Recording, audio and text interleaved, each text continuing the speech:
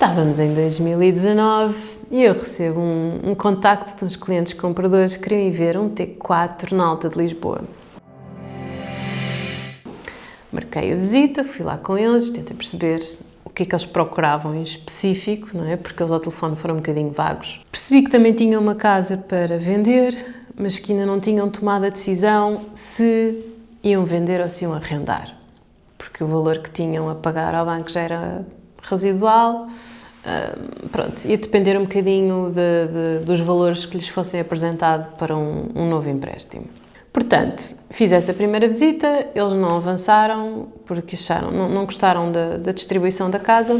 Defini muito bem a pesquisa deles porque eles queriam uma zona muito específica e foram bastante explícitos em definir as ruas, inclusive, até onde é que era e qual é que era a zona que queriam, porque sempre tinham vivido ali. Eu enviei-lhes mais 2 ou 3 opções, eles não gostaram, mantive o contacto com a senhora, até que há um dia que ela me liga e me envia um link de uma casa que já estava um bocadinho acima do orçamento que tinham definido de início para fazermos as pesquisas. Ela enviou uma casa e disse-me: Patrícia, mas pronto, podemos sempre tentar negociar, não é? Claro que sim, com certeza, vamos negociar. Fomos ver a casa, adoraram a casa, fizeram proposta. Entre a visita e a proposta, isto foi muito sofrido. Foram quase 3 semanas, ok? Não foi uma coisa imediata. Demorou. Depois da proposta apresentada, recebemos a resposta no prazo de 1 semana, portanto, 1 mês em propostas. Depois apresentaram uma outra contraproposta e andámos nisto quase 2 meses, ok? Chegámos a um acordo de valores em final de novembro, por aí, pronto. E fizemos um contrato de promessa de compra e venda muito feito à medida daqueles clientes, porque eles ainda tinham que vender a casa deles, não é? E ainda não a tinham colocado à venda.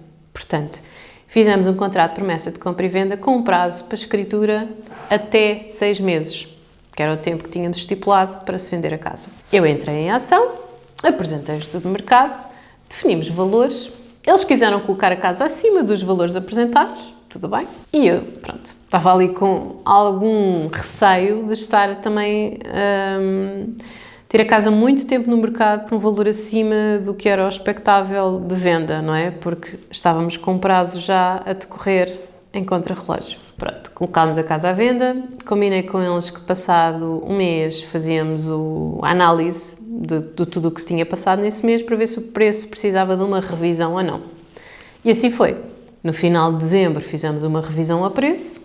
A partir do momento em que ajustámos o valor de venda, as visitas aumentaram bastante, de forma drástica, e as propostas começaram a surgir. Tínhamos várias propostas para escolher, portanto, daí até fazemos a conclusão do negócio maravilhoso. Algures aqui no meio destas negociações e dos valores, quando a casa ainda estava pelo preço mais alto, o vizinho de cima colocou a casa à venda, ainda mais alto que a nossa. Que é ótimo.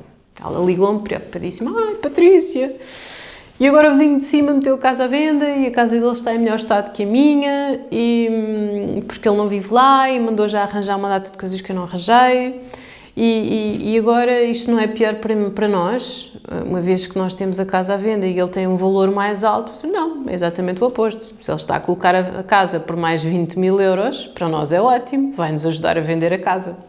E assim foi. O senhor tinha contrato de mediação com outra imobiliária, que eu não vou dizer o nome. A senhora não conseguiu vender a casa dele. Eu fiz a escritura, portanto isto era um 5º andar e o outro era um 6º. Eu fiz a escritura do 5º andar, eles falaram entre eles, trocaram umas ideias, compararam os serviços e os detalhes todos. E no dia em que eu ia ter, não foi no dia da escritura, foi nos dias antes, recebo um telefonema completamente surreal, ok? Se tu és consultor e receberes um telefonema destes, tu vais perceber o que eu vou explicar. Liga-me um senhor e diz-me: Patrícia, eu tenho uma casa, já estive à venda com outra imobiliária e gostava de saber o que é preciso para assinarmos contrato. Eu quero trabalhar com a Patrícia. E eu pensei: não, isto deve ser um cliente mistério. Há aqui alguma partida? Há aqui qualquer coisa que não me estão a contar? Não.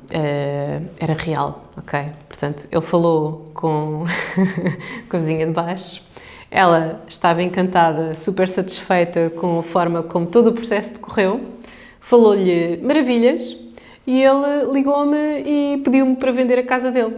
Portanto, vendi a casa dele em menos de um mês. Isto já foi depois das primeiras quarentenas, portanto isto foi em maio de 2020 até junho, sim, maio, junho de 2020. Portanto, a importância do serviço ao cliente, não é? O passa a palavra, o não vou pressionar, não vou fazer isto, vou explicar às pessoas com factos, com números, tentar que percebam um bocadinho do nosso dia-a-dia para perceberem também a proporção dos negócios, dos números, da parte da psicologia dos números, do estudo de mercado, do porquê que as coisas são assim, porque quando tivemos a casa acima do valor, as propostas que tivemos foram muito abaixo, e quando tivemos a casa à venda mais próximo do valor de fecho, tivemos propostas acima.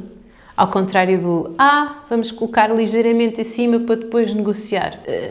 Depende do que é o ligeiramente acima, ok? Há ali um limite, há ali uma linha muito ténue entre ligeiramente acima e fora de preço, lá para o espaço. Portanto, em vez de um negócio, fiz 2, correu bem. Mais 2 casas vendidas. Yay!